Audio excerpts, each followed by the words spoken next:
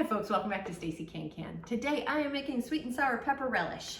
A couple of things before we get started is hit the like and subscribe button below, that does help. Also plan yourself a little bit of extra time because once you have everything chopped up, they do need to soak in some salt for 2 hours to extract the liquid so you don't have a soupy relish. Now, why are we making this now? I like to make my condiments and such in late winter, early spring, because I use them for the barbecue season, which is spring and summer for me. Some folks like to grow their own vegetables, and you are more than welcome to do that. Wait until your veggies are grown and then make your relishes then. It's really up to you. I don't like to garden. It makes me angry and cranky, and no one needs a cranky canner at their house. And so I find that these vegetables are available year-round where I live, so they're not hard to come by, and they're not that expensive either. But you do you. I'm going to go over the ingredients, and then we can talk about some substitutions that I've made. We're using 4 cups of green bell peppers, and that needs to be finely chopped and seeded. 2 cups of tart apples. I'm using Granny Smith. You can use whatever tart apple you want, but they have to be chopped, cored, and peeled. 2 cups of cabbage, and that needs to be chopped. 1 cup of a sweet banana pepper, and that's finely chopped and seeded. 2 tablespoons of salt. I am using pickling salt. I like to use a pickling salt because it doesn't have the additives like table salt do. They have anti-caking ingredients and iodine and such in it. I just prefer to use regular pickling salt that doesn't have it in there. Just less junk in my food, better for me. 3 cups of cider vinegar, 3 cups of sugar, 1 teaspoon of mustard seed, and then optional ingredients are some, I'm using these hatch peppers, but some people it calls for red chili pepper, and that's finely chopped, and that's optional again because they're warmer, and then some ball pickle crisp if you have it. Again, optional. Now, it does call for the red chili pepper. They didn't have any, so I am using these hatch peppers. They're not that spicy, but they're great for the color too, because that little orange coloring is fun. And then also, I'm going to be sprinkling in some crushed red pepper. I'm going to eyeball it, probably a tablespoon through the whole thing. I'm gonna have a look-see on that as I mix it up. We'll see. And also, I'm using Anaheim peppers instead of the yellow banana peppers because they also didn't have those at the store, and these look good. So I'm going to use these instead. But a good substitute is a yellow bell pepper for it, which I'm going to be doing that as well. So I'm going to make sure that it calls for 4 green bell peppers and then a cup of the sweet banana pepper. So I'm going to measure out to make sure I just have 4 cups of peppers, excluding these guys. For this recipe. So you can kind of mix and match your peppers for this if you want, but just make sure that you equal out for this recipe just for safe shelf storage, that you even it out to just 4 solid cups of chopped and seeded bell peppers, or peppers in general. All right, that's the ingredients. The tools. We do need our funnel. We're doing a 1/2 inch Headspace today. I do need Headspace tool. I've got a chopstick for bubbling, a lid lifter, my jar lifter, my ladle. And also I do have some gloves. If you want to use gloves, if you're using hot peppers, maybe you need some gloves for that. I will be chopping using a food processor. You don't need to do that, but I'm gonna use it just to kind of whiz everything up. That just makes, with the peppers at least, for the finely choppedness of it. I've got my jars heating up in the canner. I've got a stock pot here, and I also will have a little saucepan to heat up my lids. So with all of that, let's go ahead and get started. First thing I'm going to do is I'm going to go ahead and chop up the bell peppers. I find it's kind of easy to do it like so when you follow the little lines. As you see, it's got these little humps around it. So if you follow the lines and you cut through those, you can crack open the pepper pretty easily. And it's just an easy way to de-seed it, just like so. This one didn't have a ton of seeds in it, but it's just an easy way to do it. And I also pull off some of this white stuff too. You can either pull it off or cut it off, however you want to do it. And I'm gonna give it a quick little chop, so kind of like quartering them before putting them into the food processor.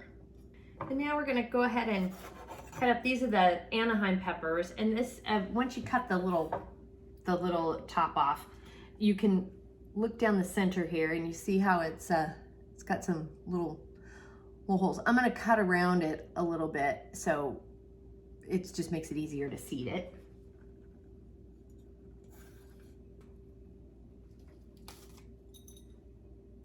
And then remove the seeds.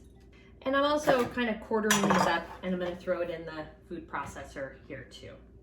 Now I'm going to go ahead and I'm going to just get these finely chopped. I don't have a huge food processor, so I'm just doing it in little batches. So I'm going to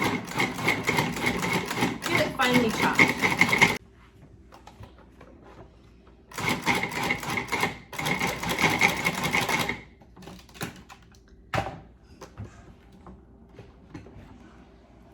This is the consistency you want.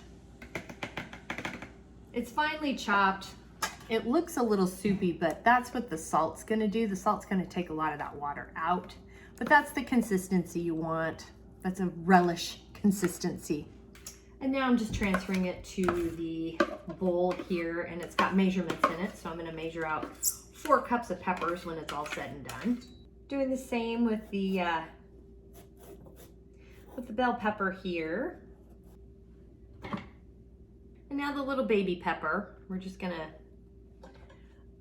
kind of cut it in half, just so it blends up better.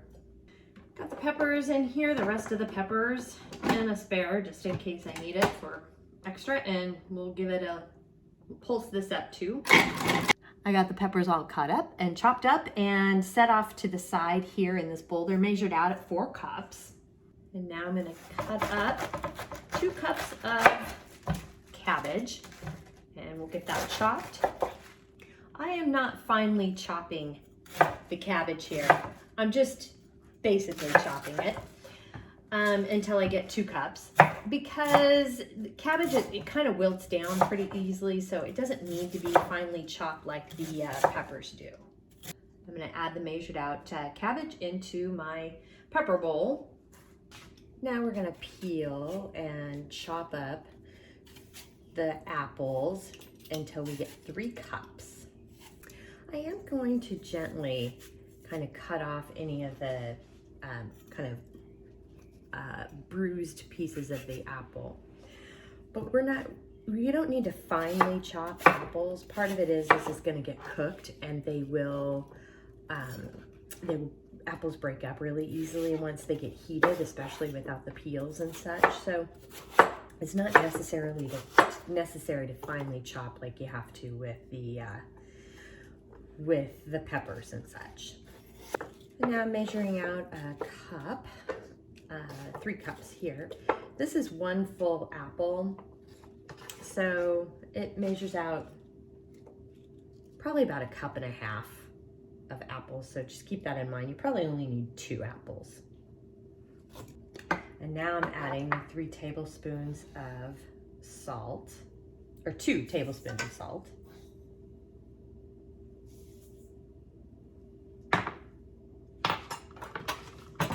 You want to mix this really well. I've got the peppers and the apples, chopped up apples and the salt all mixed in and combined, and I've got it covered. I'm going to set it off into a cool space of around 70, 72 degrees. So it doesn't need to be in the refrigerator. In fact, don't refrigerate it. But we're going to let the salt do its work to soak out a lot of that moisture. And we're going to let it set for 2 hours. The 2 hours is up, and now we're going to drain this mixture into a colander, and we're going to rinse it very well. And you're going to rinse with cool, clear water. Just we're getting all the salt off. And you need to really kind of push on it and press to make sure you get as much of the water out as possible. Now we're going to add the 3 cups of vinegar, and that's cider vinegar, 3 cups of sugar, the teaspoon of mustard seeds, and I'm adding a tablespoon of red pepper flakes just to give it a little bit of heat a little more heat for me. And that's an option you can do. And then we're gonna bring this up to a boil. And you wanna stir frequently to get the sugar to dissolve. Okay, we've got a boil going, so I'm gonna go ahead and pour the pepper and apple mixture into the pot. And we're gonna bring this to a boil as well. We're gonna boil this gently until the vegetables are heated through, especially those, especially the apple chunks, because those will need to break down a little bit as well. The mixture's done, so I'm gonna go ahead and get out some jars that have been heating up in the canner here. And I am gonna add it's a 1/16, so basically an eighth of a teaspoon of the Ball Pickle Crisp. So we're adding a little bit of that to it. And I'm gonna fill my jar with up to a 1/2 inch of Headspace. And I am gonna bubble.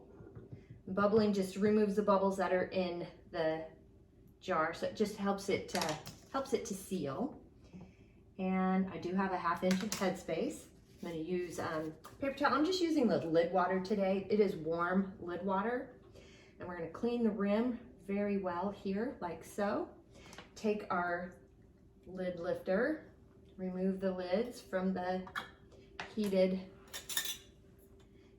water, and then just a fingertip tight with the, it's hot potato, so be careful. Fingertip tight with the ring and band, and then you just want to lift it up and over and into the canner. Do not tip or tilt. And repeat. I've got all the jars in the canner, and I've set the heat up, turned it all the way up to high. And when it comes to a rolling boil, we'll start setting the timer. The canner has come to a rolling boil, so I've set the timer for 10 minutes for my altitude. And more information on altitude and etc. is in the show notes below, and also off here to the side. The timer has gone off, so I'm gonna go ahead and cut the heat. And now that it's off, we're gonna gently remove the lid from the canner, like so. Open the lid away from your face, because you'll get a facial you don't want. And then we're gonna set the timer for 5 minutes to let the food in the jar settle in the canner. That helps with the sealing process. The 5-minute timer has gone off, so I'm gonna go ahead and remove the jars.